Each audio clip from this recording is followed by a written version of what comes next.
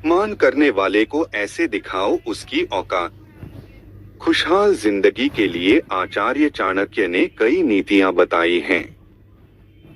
अगर आप भी अपनी जिंदगी में सुख और शांति चाहते हैं, तो चाणक्य के इन सुविचारों को अपने जीवन में जरूर उतारिए। आचार्य चाणक्य को श्रेष्ठ विद्वानों में से एक माना जाता है। आचार्य चाणक्य को धर्म, राजनीति, अर्थशास्त्र, समाजशास्त्र, राजनीति शास्त्र आदि तमाम विषयों की गहन जानकारी थी। चाणक्य द्वारा कई शास्त्रों की रचना भी की गई जो आज भी मानव के लिए उपयोगी हैं। उन्होंने अपनी नीतियों में काफी कुछ लिखा है। उनके द्वारा बताई गई हर एक नीति मनुष्य को जीवन में लक्ष्य पाने के लिए प्रेरित करती हैं। यदि इन बातों पर गौर किया जाए, तो व्यक्ति कई तरह की परेशानियों से बचा रह सकता है। आचार्य चाणक्य ने अपनी एक नीति में बताया है कि अगर आपका कोई अपमान करे तो किन तरीकों से उसे मुंहतोड़ जवाब दें। आचार्य चाणक्य का कहना है कि मनुष्य के जीवन में अपमान मौत से कम नहीं होती है। कई बार आपके जीवन में ऐसे लोग आते हैं जो बार बार हर बात में आपकी बेइज्जती करने की कोशिश करते हैं। अगर आपकी किसी ने सरेआम बेइज्जती कर दी तो जीवन में उससे बड़ा कोई दुख नहीं होता। ऐसा इसलिए क्योंकि आमतौर पर मनुष्य जिस चीज के लिए सबसे ज्यादा घबराता है वो है अपनी इज्जत। मनुष्य हमेशा सोचता है उसकी बेइज्जती ना हो जाए।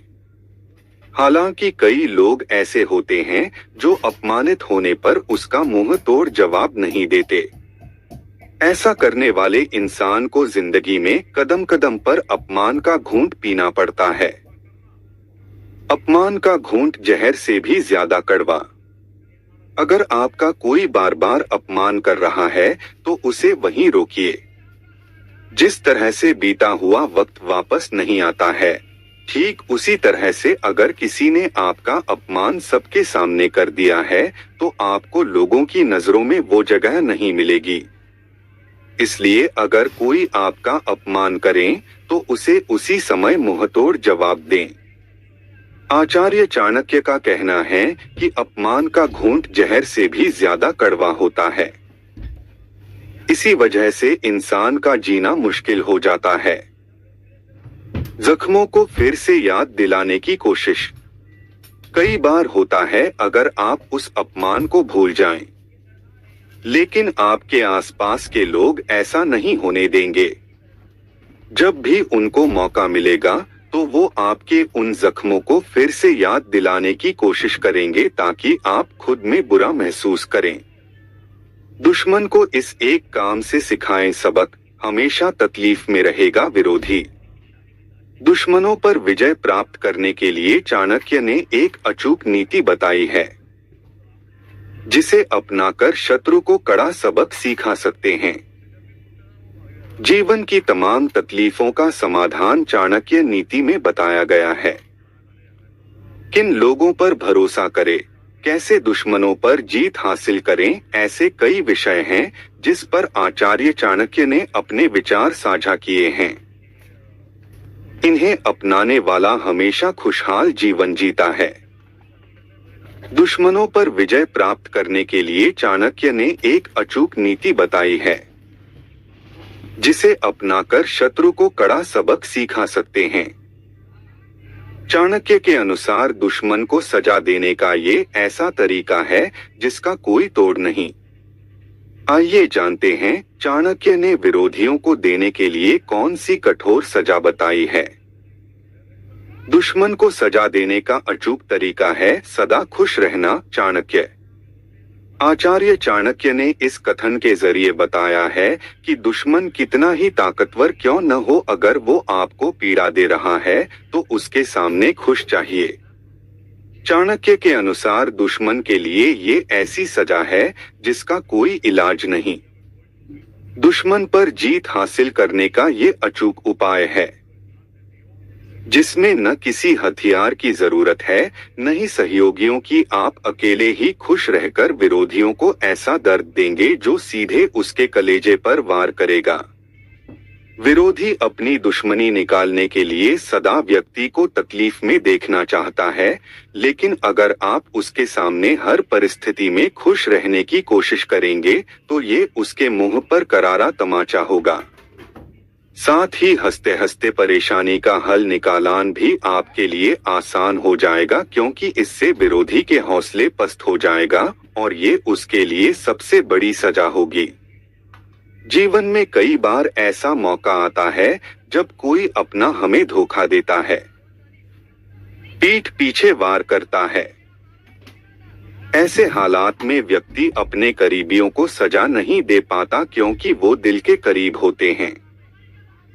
ऐसे मौकों पर सबक सिखाना है और बदला लेना है, तो उसके सामने हमेशा अपना मिजाज खुश रखिए। ऐसा करके आप उसे जिंदगी भर की सजा दे सकते हैं। धोखेबाज इंसान का असली चेहरा ऐसे पहचाओ। आचार्य चाणक्य न सिर्फ बेहतरीन अर्थशास्त्री थे, बल्कि महान समाजशास्त्री भी। दरअसल कोई भी ऐसा क्षेत्र नहीं था जिसके बारे में आचार्य चाणक्य की नीति शास्त्र में विस्तार से बताया नहीं गया है। आचार्य चाणक्य बताते हैं कि महज 10 सेकंड में आप सामने वाले इंसान का असली चेहरा पहचान सकते हैं। इसके लिए समुद्र शास्त्र के लिखित तरीकों का प्रयोग किया जा सकता है। बुरे वक्त में करें ये प्रयोग। कौन होता है विश्वास पात्र? आचार्य चाणक्य कहते हैं कि एक आदर्श पत्नी की परख धन खत्म होने पर होती है।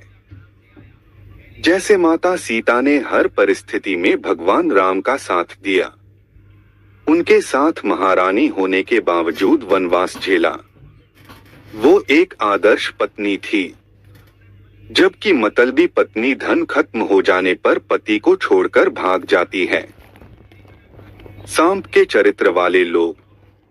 चाणक्य नीति के अनुसार सांप से भरे घर में हमेशा गुस्से में रहने वाली पत्नी, कपटी दोस्त और दगाबाज नौकर से दूर रहें। ये सब आपके जीवन को बर्बाद कर सकते हैं और आपके जीवन को खत्म तक कर सकते हैं।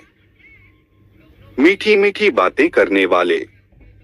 आचार्य चाणक्य कहते हैं कि माता पिता से झूठ बोलने वालों पर आप कभी भी भरोसा मत करें, क्योंकि जो माता पिता को धोखा देगा वो आपको भी धोखा दे सकता है। सामने मीठी मीठी बातें कर ऐसे लोगों मन ही मन आपको बर्बाद करने के बारे में सोचते हैं। مثلما أنت مبدعة في مجالك، ومهما كنت منشغلة في حياتك، لا تنسي الأولويات. قادري بالفحص المبكر لسرطان الثدي من أجلك ومن أجل أحبائك. इसलिए ऐसे लोगों से दूर रहें। साथ निभाने का दावा करने वाले लोग। चाणक्य नीति के अनुसार सच्चा प्रेमी वो होगा जो प्यार के लिए सब कुछ त्यागने को तैयार रहता है। जैसे काली मधुमक्खी मोटी से मोटी लकड़ी को भी भेद सकती है, लेकिन जब वो कमल के अंदर होती है तो बिल्कुल शांत रहती है और कमल को नुकसान नहीं पहुंचाती। गंदे दिमाग वालों से दूर रहें। आचार्य चाणक्य बताते हैं कि चंदन की लकड़ी को छोटे छोटे पीस में काटने के बाद भी उसकी महक कम नहीं होती। हाथी बूढ़ा भी हो जाए तो भी वो हमेशा हाथी ही रहेगा। गन्ने की मिठास बार बार निचोड़े जाने के बाद भी खत्म नहीं होती। वैसे ही ज्ञानी आदमी के जीवन में कितनी भी कठिनाई जा जाए, वो कभी बुरे इंसान की तरह व्यवहार नहीं करेगा। बिल्कुल वैसे ही शराब के बर्तन को कितना ही धो लो उसकी बदबू नहीं जाएगी, या फिर कौए को कितना ही नहला लो वो साफ नहीं हो सकता है। वैसे ही गंदे दिमाग वाला आदमी बदला नहीं जा सकता। ऐसे लोग आपकी सोच को भी गंदा कर सकते हैं। चरित्रवान इंसान दूर से दिख जाते हैं। कीचड़ में खिले कमल की तरह ही चरित्रवान इंसान दूर से दिख जाते हैं।